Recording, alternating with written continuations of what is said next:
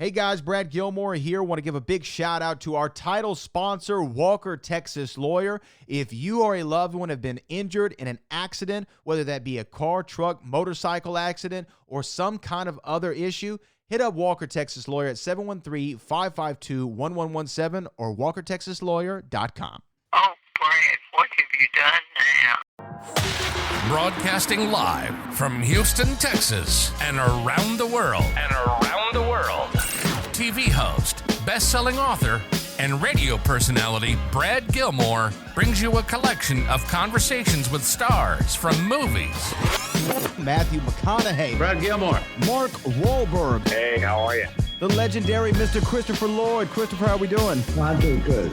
Great introduction. Jessica Alba and Lizzie Mathis. Ladies, thank you so much for joining me. Thank you. Kevin Costner joins us. Thank you so much. Thank you. Television. Jimmy Fallon joins us this morning. Jimmy, how you doing, my friend? Good morning. Thank you so much, Brad, for having me. I appreciate this, bud. Kelly Ripa. Brad, thank you for having me. Comedy. Jay Leno joins us. Jay, how you doing? Hey, Brad, what's going on? Chris Tucker is in the building. Chris Tucker, good morning to you. Hey, Brad, good morning to you. How are you? George Lopez joins us right now. George, how are you doing, sir? Good morning. Music. Lola Monroe. Thank you. Thank you for having me. The legendary frontman of AC/DC, Brian Johnson, joins us right now. Brian, how you doing? Good morning, Brad. What lovely to talk to me, funny lad. Megan Trainor. Thank you so much, Brad. You're awesome. Chloe Bailey joins us. I appreciate the time. Appreciate you. And more. This is The Collection. Now your host, The Boat. Brad Gilmore!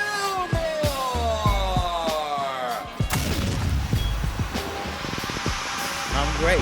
I appreciate you taking the time to do this. Oh my gosh, thank you. I'm very excited about this. I was like, yes, please, and thank you. Well, look, let's just jump right in. I know you're busy, so let's just jump right in. You've been doing press all day, but we're here now. You're doing press for an H-Town representative similar to yourself. Talk about, let's start there. Reasonable Doubt Season 3, obviously, but let's talk about Houston for a second. Yes. How did Houston help shape the person we know today? Well, I mean, I'm a very proud Texan. I'm a very proud Texan. I'm like homegrown. And I think that, it's one of my favorite places to always come to. My family still lives in Houston. I am still very close to 5 of my friends in high school. I went to Elkins High School. Okay. My home church is here. And I did my first professional show at Theater Under the Stars. So it's part of my DNA. And I'm a very proud Houstonian. I love to come back and visit. There's nothing like Houston. What are the spots that you hit first? Like if we're talking food, like if Angela wants to get some food in the H, where are we going? First, I go to Buc-ee's to go get kolaches. I am a sausage jalapeno kolache girl. Love it. Then I go to Gringo's to go get queso. Those are always my top 2 first immediate spots. I also like French's chicken as well. I'm so Southern. I'll be like, this is where I like to go. Cafeteria, a little after church activity. So yeah, right. I'm very Houston. Let me ask you this. Have you had the pleasure of having a Trill Burger as of yet? A Bun B Trill Burger? No. And the thing is that I feel like I follow them. And so I always sort of see them on Instagram, and I don't know how I have missed that. You got to. This is a new must. So we got to get the kolaches from Buc-ee's that, no one knows what kolaches are outside of the state of Texas. No. You got to get queso. If you do ask for that in New York, they don't know what you're talking about. They'll just bring you some melted cheese on a plate, and it's not going to be any good. And then we got to get a Trill Burger because we have to represent for the Trill OG Bun B, first and foremost, always. Okay. You know what? I'm going to say this. I actually love Reasonable Doubt. This is a show that I watch. We've had Larry Wilmore on the show before a few times, and Larry is such a great talent. I think that people don't realize the amount of work this man has done in his career, and now him and Carrie and the whole crew putting it behind Reasonable Doubt. What a show! It must be a privilege to work on a show like this. It seems like so much fun. It is. It's an honor. It's really an honor, And I had one of the highlights of this last season for me was actually sitting at a breakfast with Larry, and what I love so much about this legend is that he's just not a gatekeeper. He's always happy to share the knowledge with others. And he's just so experienced in the television world. And I saw him at a magic show because he's also a magician. So I got to see him do that in LA. I actually keep one of his cards in my wallet because I literally was just fangirling in the audience. I was like, I'm a dork. I'm officially a dork. But I love that man. I love Carrie. I think she's great. Ramal Muhammad, our showrunner and our executive producer. They're just gracious, kind people. And it really is a blessing to work on this show with people who really just want to see you win. Oh, yes. And I think that you're so right on Larry. Just the desire he has to be able to not only share his gift with the world, but like you said, bring others along, bring it on the journey. And also, like, I feel like in the conversations I've had with him, it never feels like, he's at some intellectual high point above you. Like, he meets you right here in the middle, and we're talking and we're having a great conversation. So I'm assuming he was probably a fantastic magician. He's so good. And what I loved about like his set was that, he's such a comedian. And I think that like the way he handles material is so smart. He's also so educated. Yeah. He can talk to you about politics in a way that is palatable and opens your mind. He's a fantastic magician. It was really a blessing to sort of see. So if you get the chance to go see him do magic, do that. Oh, it's on the list. It's on the list. And I'll bring him a Trill Burger too. But let me Trill Burger. We're gonna bring the whole set for some. Season 4. You know what? We'll have it in catering. Love it. But to come back for a third season, this is a thing that I think in this day and age with content and streaming shows, season 3 is that's a heavy lift. Not everybody gets a third season. 2, you're lucky, but 3, it's almost like, wow, how did we get such a gift? Did it feel like that on the set? Like now we've gone through the first 2 seasons. We know these characters a little bit better. Obviously, we've gone through the trials and tribulations of figuring this show out. And does season 3 feel like a little bit of a reward, or does it feel like, man, there's still the same amount of pressure we had in season 1?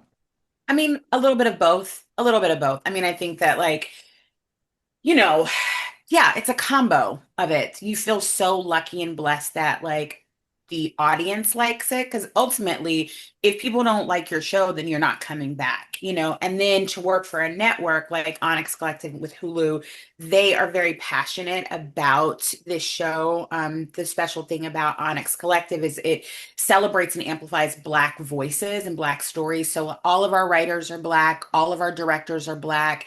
So it's really unique. But we're always like, we're talking like, let's do this. Let's hit it out the park so we can get season 4, 5, 6 and beyond. Yeah, I mean, season 3, season 30. That's what we're talking about. We're trying to keep it going.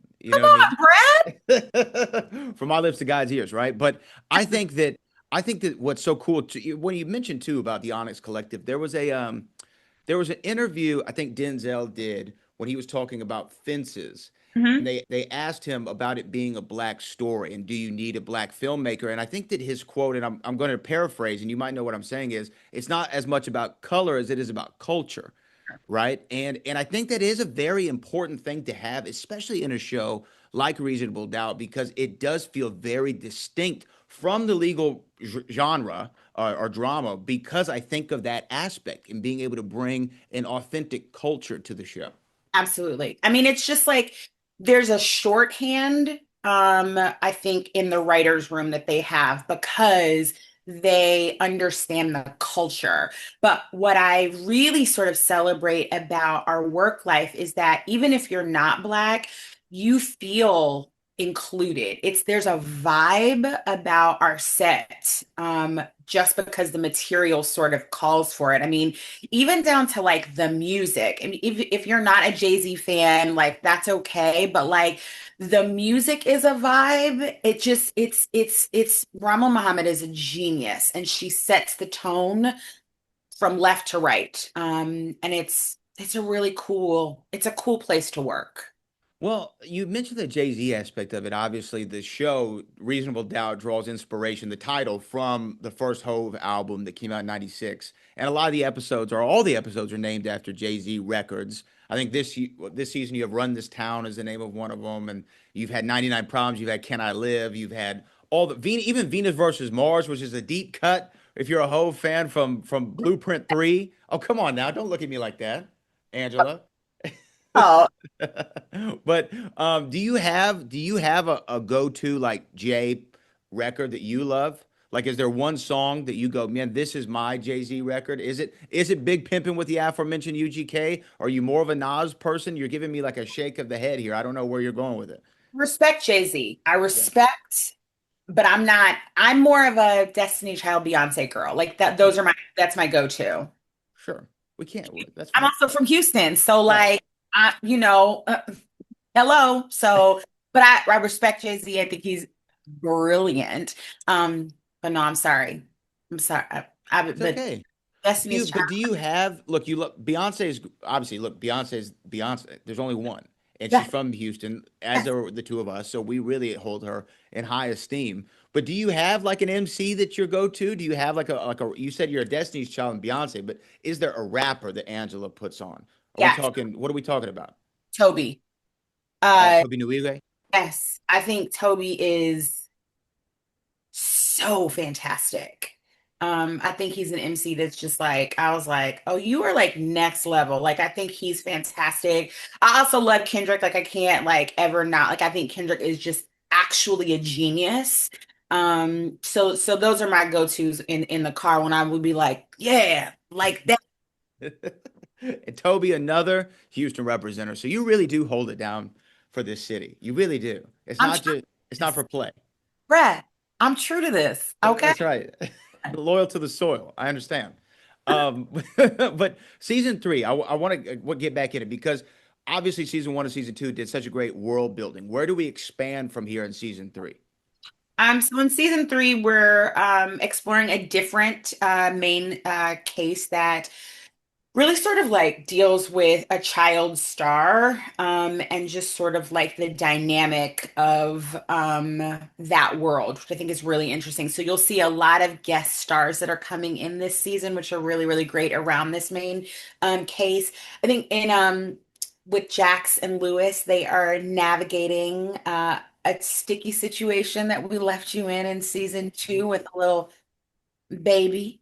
Yeah. Um, and and then we really shake it up in the office. You know, Joseph Sikora is joining us as Bill Sterling this year, and um, really shaking it up in the office. So there's some power dynamics and struggles going on at our law firm. Let me ask you this: when you finish the season and now you're kind of in promo mode and it's about to come out, people are about to see it. Can you watch the show? Do you watch the show, or is it hard for you to watch yourself? Um, it's not hard for me to watch myself. I mean, yeah, it's like I'm not like, let me like watch it several times and like pick it apart. I'm not that. Um, but I'm a fan, like an actual fan of the show. And it's one thing when you read it, um, we do like table reads and stuff, but the editing of this show I think is so beautiful that I am always tuned in on like Wednesday night when it Hmm. drops. And then I'm like, let's go. Let's watch. So I watch the show as an absolute fan. And the thing is like I am in a chokehold because of episode 310. All the questions are answered, but then there are so many other things that are left open, and you're like, what? You gonna leave me out here like this? So like I need us to get a season four. So some things can be answered because I haven't been right since I read that episode. Oh man, it's like that. It's so good. It's it's so good. I'm a fan. The show is great. The writers, Ramla Mohammed, this y'all are not ready. Yes. It's well, but that also makes it so much better, right? As an actor or an actress to be a part of something that you're actually like, even if I wasn't in this, I'd be a fan of this. Yeah. And it has to just make it that much more exciting. It's so exciting. And like for, specifically for my character, my life, my world is mostly in the office. So all these other scandalous things that these other people are doing, I'd be like, what y'all doing over there? Because I I always have we wear clothes in the office, but when they step outside, they don't be having clothes on. I'll be like, what y'all doing? I love it. Well, you know what? Again, I love this show. I've been a fan of the show since it debuted. I love Larry. I love talking to you. I love the cast. I think that this show needs to continue on 4, 5, 6, 7, all the way to 30, like I said before. They gave Grey's Anatomy 22 seasons. You know what I mean? Like 22. And I'm not hating on Grey's Anatomy, but it has 22 seasons. Claps to them, right? But Absolutely. we need reasonable doubt. 22, 23, 25 seasons. It'd be nice. Just keep it going. Because No.